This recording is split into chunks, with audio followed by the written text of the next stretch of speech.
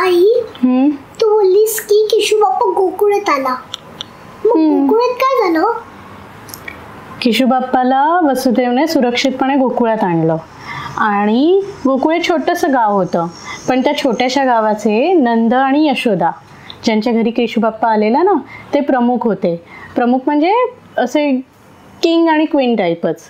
मग त्या छोट्याशा गावात त्यांच्या प्रमुखाच्या घरी बाळ जन्माला आलं. मग सगळे गावकरी खूप खुश होते की आमच्या राजाला बाळ झालंय, मुलगा झालाय. मग त्यामुळे सगळ्या गोकुळात गाणी चालू होती, सगळे डान्स करत होते, सगळे खूप हॅप्पी होते.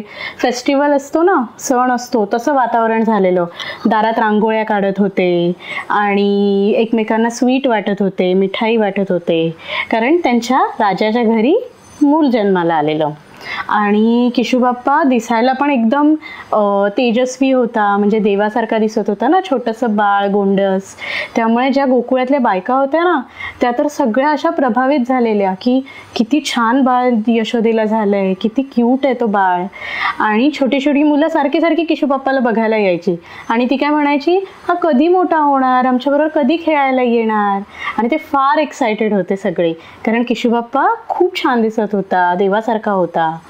मग त्यावेळेला सगळेजण सेलिब्रेट करत होते. विश्वकर्मा हा देवांचा आर्किटेक्ट होता, तर त्याने पूर्ण हेवन आहे ना ते पूर्ण स्वर्ग सजवला आणि सांगितलं आज माझ्या देवाचा जन्म झालाय ना खाली, मग सगळं हेवन सगळा स्वर्ग मी सजवणार.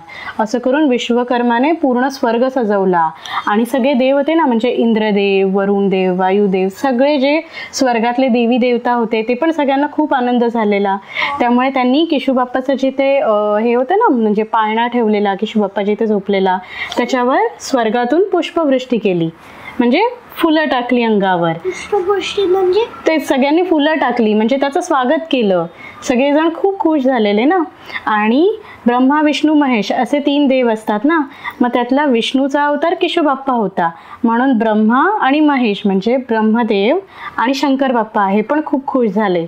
आणि ह्यांनी सुद्धा त्या छोट्या बाळाला म्हणजे केशू बाप्पाला खूप खूप आशीर्वाद दिले. आणि मग सगळ्यांनी तो दिवस केशू बाप्पाचा बर्थडे जो होता ना तो जन्माष्टमी म्हणून सेलिब्रेट केला.